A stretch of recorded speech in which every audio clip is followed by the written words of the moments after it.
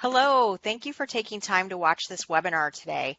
I'm Amy Artuso with the National Safety Council, and I'm very excited to introduce our speaker. I'm not sure if he'll share this, so I want to make sure that I do.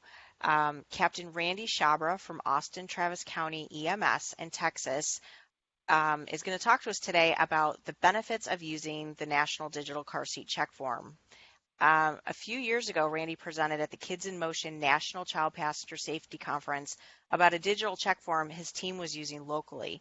There was a very positive response from those in attendance, and as a result of Randy's advocacy, this National Digital Car Seat Check Form was developed. It was all initiated with that one presentation and then subsequent feedback from the field. So with that, I am very pleased to introduce you to Captain Randy Chabra. Thanks, Amy, and thank you everyone for taking the time to watch this webinar. Say good morning, good afternoon, good evening, whatever it is for you, and thank you again for joining us for this exciting opportunity for everyone working in child passenger safety.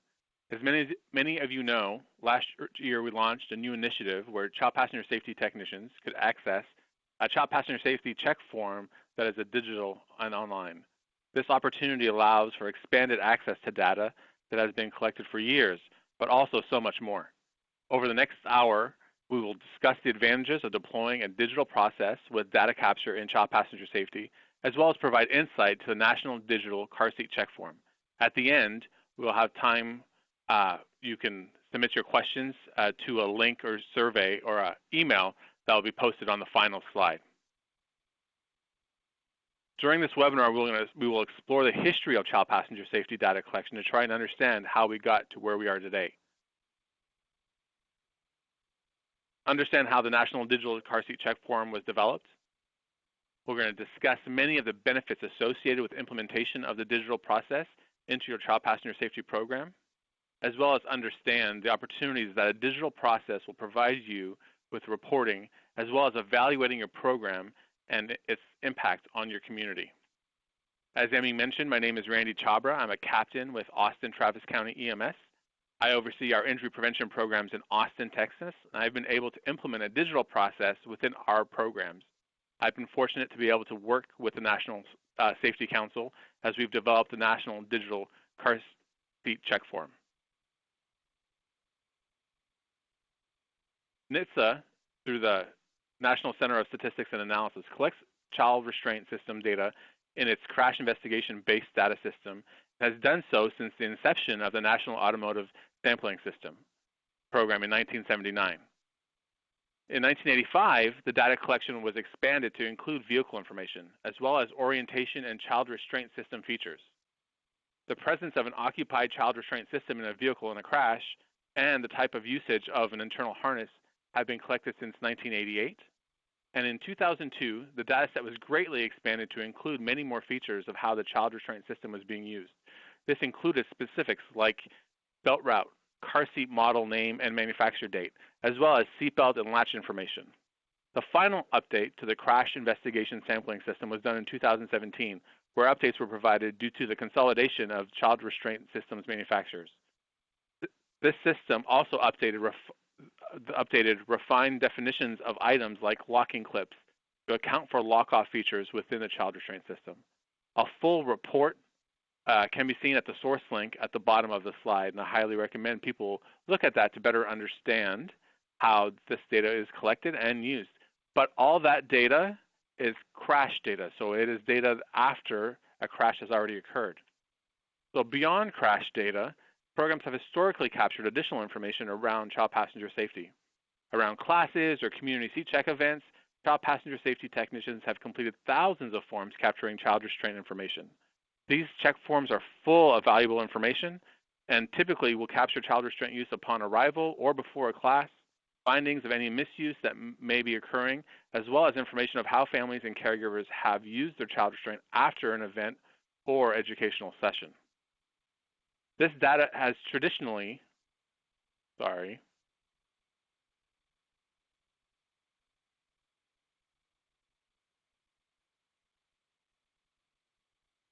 this data has traditionally been captured on a paper check form.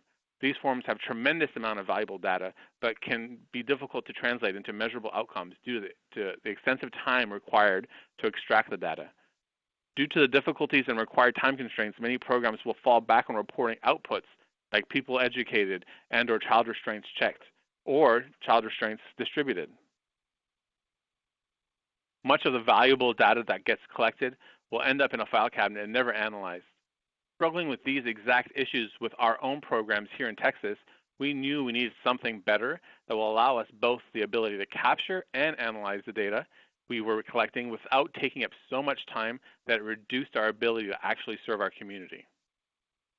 So in 2015, Austin Travis County EMS created a digital process to capture child passenger safety data so we could better serve our community. As Amy mentioned, we presented our model at the Kids in Motion conference in 2016. The feedback was positive and exciting, but the same questions were asked from just about everyone. How much does it cost? What's this going to cost us? And what if we don't have online capability in the field like we had here in Austin? Noting the excitement and the application of the digital system, the National Safety Council began to explore avenues in which we could provide this opportunity to all child passenger safety programs. The goal was simple: provide a digital format for child passenger safety programs that was free and that was dynamic so it can be used regardless of where you were working. 3 years later, we now have the National Digital Car Seat Check Form. This form was developed by the iCube team at Tennessee Tech University with the oversight of the National Safety Council and support of NHTSA and AAA Northern California. Between 2016 and 2018, a group of child passenger safety technicians worked on creating, testing, and refining the form so it could be adopted by as many child passenger safety programs as possible. The team at Tennessee Tech started with creating an online version and corresponding paper form. Earlier this year, they released the digital check form app. Now, programs have multiple options. They can still utilize a paper check form in the field and enter the data into an online system once they are back in the office. If they have online access, they can deploy the National Digital Car Seat Check Form carside, or in the case in which there is no online connectivity, but they do have the hardware, they can now utilize the digital check form app. When using the app, once they get back to a location that has Wi-Fi or online connection, they can upload the completed check forms from the app directly into the system. This tiered approach should accommodate the vast majority of child passenger safety programs, and this opportunity is completely free. Now, by having a universal data collection tool, the possibilities and benefits are tremendous. On the big picture view, being able to capture data from various programs in the same manner would contribute to a better understanding of the issues we face in child passenger safety. It gives everyone the opportunity to contribute, and that combined effort will help in understanding possible issues that were not possible when we all working in our individual area. The ability to combine programmatic data, compare geographical findings, and or opportunity to have a data set large enough to analyze possible compatibility issues will change the field of child passenger safety. And it will do so due to the groundwork of the thousands of child passenger safety technicians across the nation working together and sharing their efforts. For child passenger safety technicians, program managers, and state coordinators, the utilization of the National Digital Car Seat Check Form will allow them to have access to their data in real time. This ability will help improve child passenger safety programs by providing them an up-to-date picture of their program activity. That is extremely powerful, as programs now can include pertinent and timely data into grant proposals, as well as reporting needs, whether that be an external stakeholder or an internal decision maker. In Austin, we use iPad's Carside to complete our digital CPS check form. At that end of an event, we will often run a report and share the findings with the technicians who participated. It provides them with an immediate sense of how their work over the past 3 hours have impacted our community. Another benefit of using a digital form to capture data is the assurance that the data is complete. Within the National Digital Car Seat Check Form, there are data fields that are required to be completed. Without data being entered into those fields, a child passenger safety technician will not be able to submit their check form. This will ensure that every check form that is submitted has the same completed sets of data. It also allows for depth of data. The utilization of conditional formatting or form logic, additional data fields can be introduced. This can allow for a data field to become required, a data field to disappear if not needed because it's no longer needed, or even additional data fields to populate to gain more information. An example would be when a child passenger safety technician is checking a car seat and enters data stating the seatbelt was used incorrectly on the installation, an additional data field will appear to capture specifically what was wrong with the seatbelt installation. Another example is if a family was to arrive at your car seat event with no car seat, many of the data fields will not appear, thus facilitating completion of the digital form for the child passenger safety technician. The digital form will also provide many benefits when analyzing the data. When analyzing data, a digital process will allow programs to look at any data field that has been entered. This can be to look at items like misuse rates when caregivers are installing child restraints utilizing the seatbelt. These types of analysis are simple and can be easily done. But you can also combine data sets to get a more detailed picture. For example, we can look at seatbelt misuse on its own, or we could look at seatbelt misuse for a specific model and year of a vehicle when using a specific child restraint. So here we've given an example of analyzing the seatbelt installation on a Honda Accord for a Graco Snug Ride. So any data that is captured can be analyzed on its own or in conjunction with other data points. But this data can also be managed by various people. A child passenger safety technician has access to all their installation activity. This can help them track their participation at events and track their work. A program lead or a program manager can have access to the activity of multiple child passenger safety technicians. So if that program has 4 or 20 or 400 technicians, a program lead can have access to all that data. This will allow them to execute reporting and track staff activity and the data that they're inputting. On an even larger scale, a state coordinator can have access to data from multiple programs. This can provide those individuals with a big picture view of what is occurring in their state and help to develop deployment models and or work to organize child passenger safety activity. This level of organization of data can be extremely powerful. And now when we are inputting data into a digital form, one of the best things is the reporting. Reporting is an essential tool for any program. This has been an area that child passenger safety programs have struggled prior to the advent of the digital check form. Within the National Digital Car Seat Check Form, all data that is entered is able to be exported into an Excel spreadsheet. This provides the end user immediate access to their data for reporting. This data can be analyzed within the Excel spreadsheet with minimal time and effort needed. Programs can also take the data and import it into other softwares for additional analysis. There are many off-the-shelf software platforms that can be used to analyze Excel data. This could include mapping software to create maps to show program reach. Again, you can analyze any combination of data that is captured, which is hugely important. A next step to the National Digital Car Seat Check Form is to enhance the reporting capabilities to expand the value of this digital platform. The ability to access data in real time and be able to report on activity with ease and share those findings can play a significant role in funding and program expansion or improvement. Having access to data and depth and detail enhance grant proposals and increase potential of being selected for funding. It can also be extremely powerful as programs can include pertinent and timely data into reports, rather that is to an external stakeholder or, as I mentioned before, an internal decision maker. For an example, here in Austin, as a government-run pre-hospital EMS agency, our budget is dictated by our city council.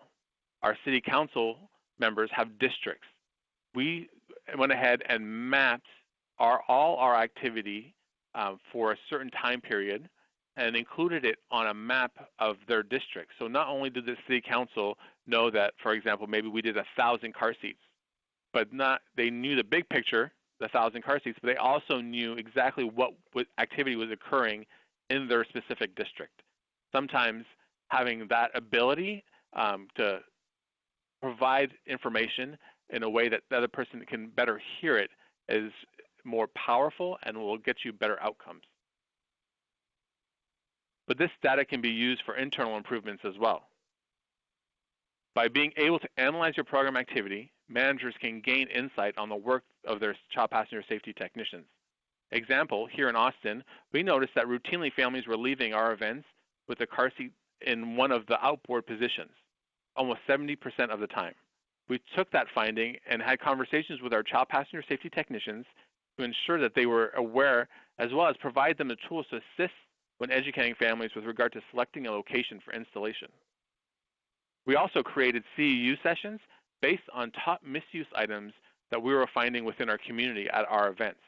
By keeping our child passenger safety technicians educated on the misuse issues we are seeing within our community, that we hope will translate into educators who have the tools to address the items that they will encounter. We also went and ran reports on the types of car seats or the exact makes and models of car seats that we were seeing most frequently at our events within our community. We then went out and purchased those car seats for our training program so that the child passenger safety technicians we were creating were being trained on the car seats that they were most likely to see once they were out in the field conducting car seat events. We felt that this model would better prepare them for that next step when they started functioning more independently. Also, here's another example of some of the possibilities that you can do with a digital platform or a digital check form like the National Digital Car Seat Check Form. So here, our program, we wanted to see or find out what was the percentage of children that were arriving to our events without a car seat. So the child is present at the event, but arrived with no car seat or no child restraint. This is a simple analysis because it only takes 2 data sets. We're looking at child present and no car seat. For that, we found that almost 28% of children who were coming to our events did not arrive in a child restraint. We then said, okay, well, we want to know what are the age distributions of those children. Again, we took the slice of that pie that was a no, that 28%, and examined that 28% further. We then did a report on that 28%, and it showed us this, which we were really surprised. I was anticipating that we would probably have more booster age kids, more the 8, 9, 10-year-olds who were coming to our events with a younger sibling and didn't have a booster seat because families were unaware of best practices or maybe even unaware of the law. But what we found was that most of the children coming to the event without a restraint fell between the ages of 2 and 6.